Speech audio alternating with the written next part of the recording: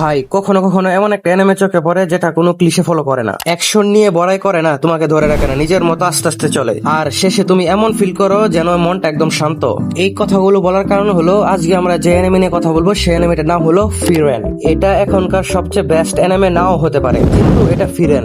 দেখো গল্পটা বলি, একটা ফ্যান্টাসি দুনিয়া যেখানে ডিমন আছে, ড্রাগন আছে, ম্যাজিক আছে, একটা পার্টি যেখানে এলফ, মানুষ আর ডোয়ার্ফ এবং প্রিস্ট।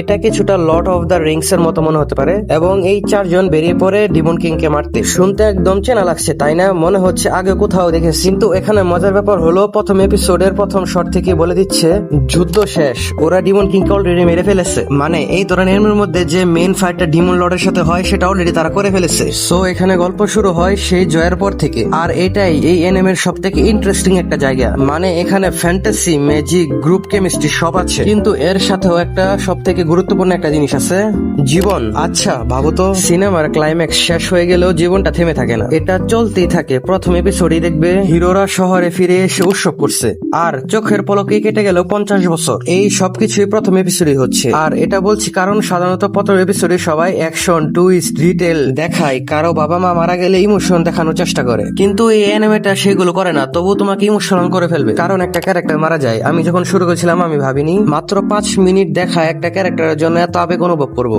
আর এটা কোনো বড় স্পয়লারও না, কারণ প্রথম এপিসোডই আর কোনো শক ভ্যালু দিয়ে দেখানো হয়নি। তারপর গল্প এগোয়, হিসাব করলে বুঝবে ডেমন কিং মারা যাওয়ার 50 বছর পর সেই বিখ্যাত যুদ্ধে 70-80 বছর পর সেই পার্টির এলফ ফিরেন সিদ্ধান্ত নেয় সে আবার পুরনো রাস্তায় হাঁটবে। উত্তরে যেখানে ডেমন কিংকে হারানো হয়েছিল তার একটু উপর একটা গুরুত্বপূর্ণ জায়গা আছে, সেখানে তাকে যেতে হবে। এই দ্বিতীয় যাত্রায় পুরো অ্যানিমের মূল গল্প, যেখানে সে তার পুরনো স্মৃতিগুলো আবার অনুভব করবে, সে ছোট্ট ছোট্ট মুহূর্তগুলো যেগুলোর দিকে সে আগে কখনো খেয়ালই করেনি, কিন্তু 80 বছর পর সেগুলো সব থেকে দামি হয়ে উঠেছে। এখন প্রশ্ন হলো এত কিছুর মধ্যে স্পেশাল কি? তারা এখানে সরাসরি জীবন নিয়ে কথা বলে না, কিন্তু যদি মন দিয়ে দেখো তাহলে সময়ের চলা আর নিষ্ঠুরতা তোমাকে গভীরভাবে অনুভব করতে বাধ্য করবে। তো আমি এখানে থেমে যাবো, এর থেকে বেশি কিছু বলবো না। আমি চাই তোমরা ফ্রিরেন অ্যানিমে প্রথম এপিসোড হলো ট্রাই করো, এবং আমাকে এসে বলতে পারো তোমাদের কেমন লেগেছে। এই অ্যানিমেটা হিন্দিতেও আছে, তোমরা সাথে ট্রাই করতে পারো। দেখা হবে পরবর্তী ভিডিওতে। টাটা।